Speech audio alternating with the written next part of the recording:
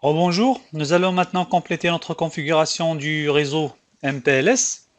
Nous verrons les commandes qu'on va rajouter pour maîtriser la configuration du protocole LDP et nous passerons au lab pour faire la configuration.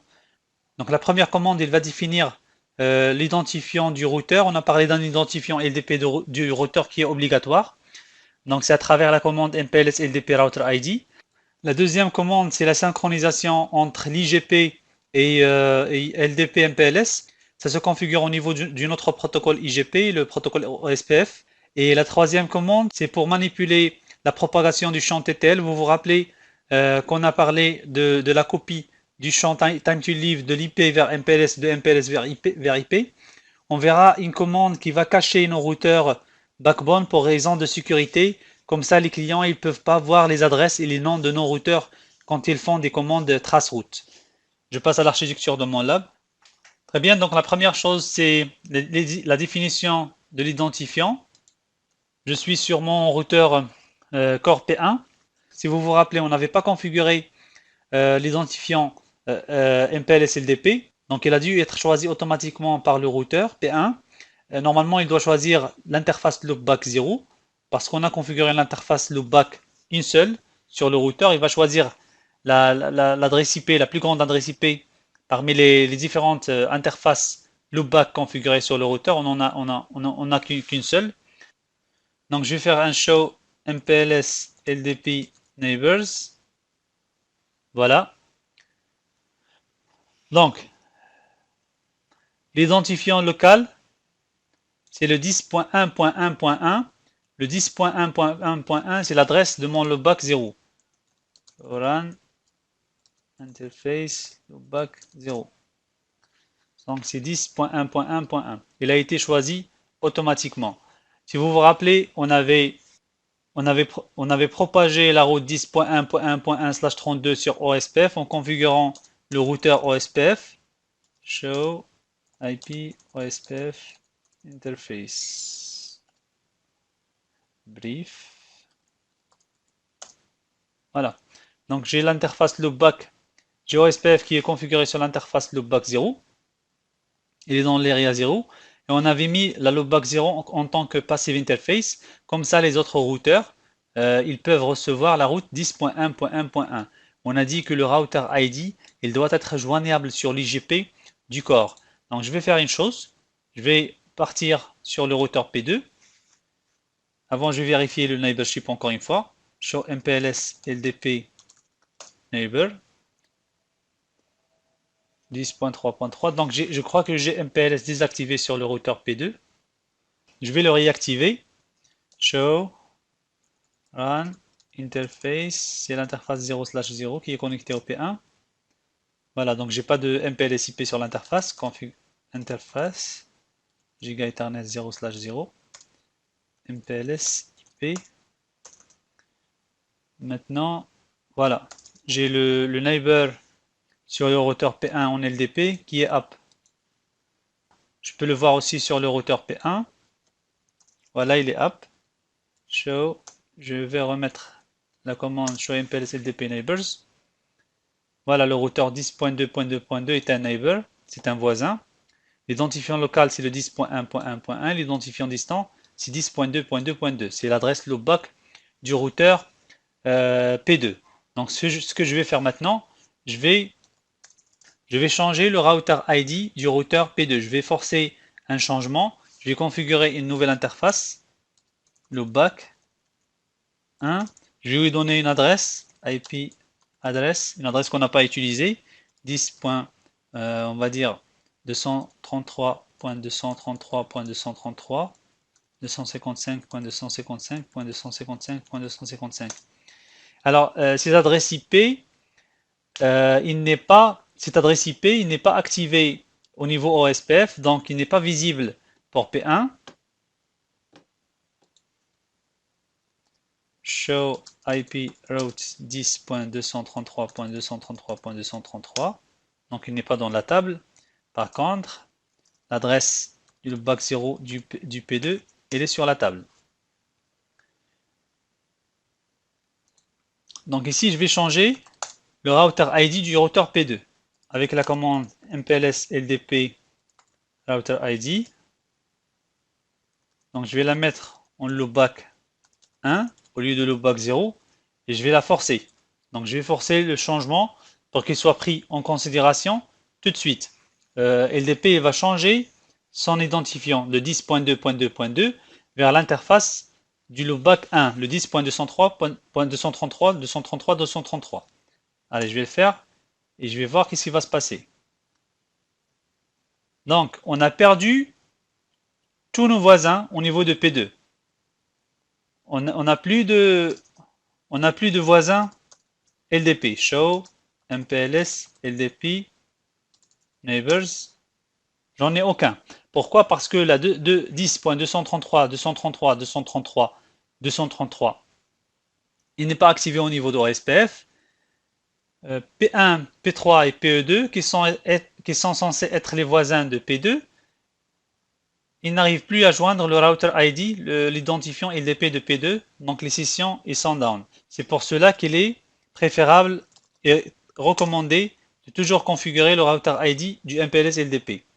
Donc je vais le mettre à la loopback 0 qui est joignable et mes sessions ils vont redevenir up. Premier voisin, deuxième et troisième. Très bien. Je vais généraliser la configuration pour tous les routeurs. Conf T, MPLS LDP router ID, loopback 0. Je vais mettre force. Bon, puisque c'est déjà loopback 0, je n'ai pas besoin de mettre de la forcer parce qu'il n'y a pas de changement du router ID. C'est juste pour être sûr qu'il n'y aura pas d'erreur dans le futur pour le routeur P2. Quand j'ai configuré l'interface loopback 1, j'ai forcé le changement. Mais imaginez que si le routeur P2 il redémarre, LDP par défaut il va choisir l'adresse la plus grande de toutes les interfaces loopback. Et dans mon cas pour P2, l'adresse la plus grande c'était celle de la loopback 1. Donc même si je n'ai pas configuré MPLS LDP router ID loopback 1 force, si un redémarrage est survenu sur le routeur P2, LDP il va changer du router ID et on va perdre toutes les sessions LDP avec les routeurs voisins. Donc pour être tranquille, on configure le router ID de manière explicite.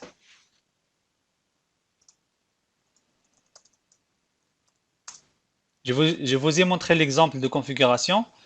Après, j'ai généralisé la configuration pour tous les routeurs de notre lab. La deuxième commande, c'est pour l'activation de la synchronisation entre l'IGP et MPLS LDP.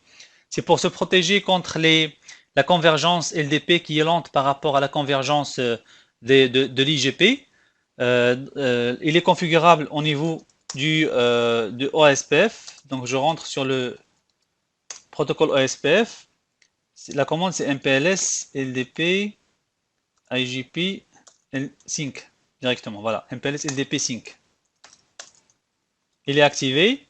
Dans notre prochaine vidéo, nous allons voir une manipulation de la synchronisation entre LDP et IGP, comme on l'a expliqué dans une vidéo précédente. Maintenant, nous allons faire un test de traceroute entre PE1 et PE2.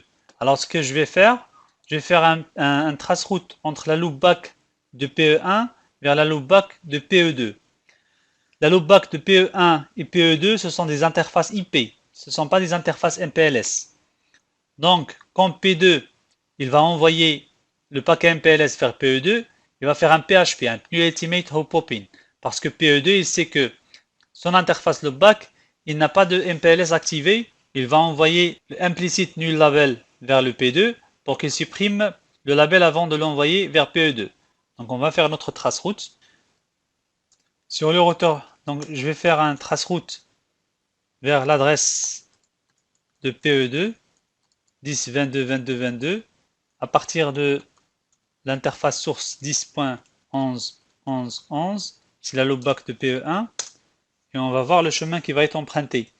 Alors le traceroute, comment ça marche? C'est des paquets ping, c'est des paquets ICMP qui ont un time to leave égal à 1. Et quand le routeur suivant il reçoit le paquet, il va répondre avec un paquet ICMP TTL expired. C'est comme ça qu'on connaît l'adresse du prochain pas dans le chemin. et après on met un TTL égal à 2.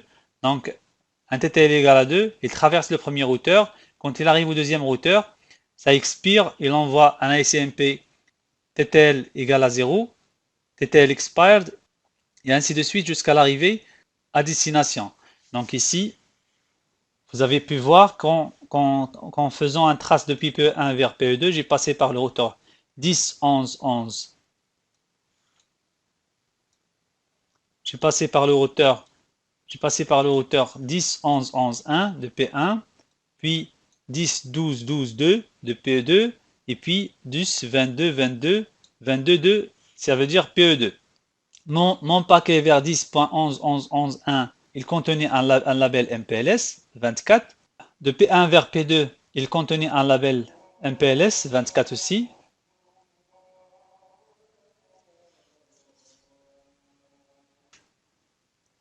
Donc, ce que je vais faire maintenant, pour des raisons de sécurité, les opérateurs, ils ont recours à cacher les routeurs quand les clients ils veulent faire des traces-routes de tests comme celle-là. Donc, ce que je vais faire, je vais cacher les routeurs P1 et P2 dans le trace-route qu'on est en train de faire. C'est à travers la non-propagation du champ TTL.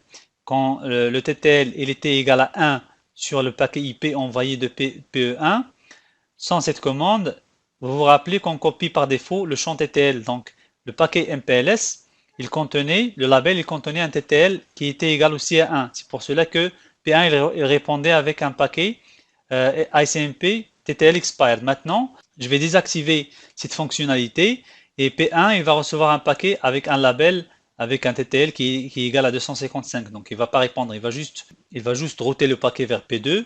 Aussi, il aura la copie du TTL désactivée, il va router le paquet et on va voir que le seul routeur qui va répondre, c'est le routeur PE2 parce que là, il va lire le TTL du paquet IP, il trouvera que c'est égal à 1, il va répondre au routeur PE1 avec un TTL expired. Allez, on fait rentrer la commande no MPLS IP propagate TTL. Donc c'est une commande qu'on va faire entrer sur les 4 routeurs. Je fais la même chose sur T2.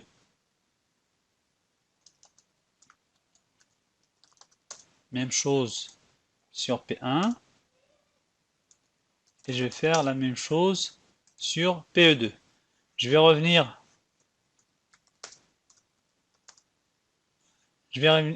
vers mon routeur PE1 pour faire le test.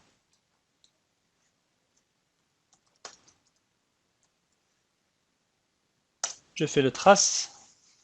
Et on va voir que seul le routeur PE2 il va répondre à la requête.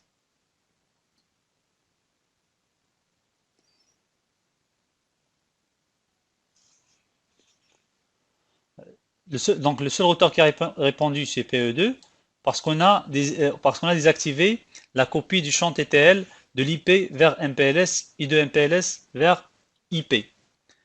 Voilà, on a vu des commandes importantes pour maîtriser le protocole LDP et la configuration de MPLS sur les routeurs. Je vous remercie d'avoir suivi la vidéo et à tout à l'heure.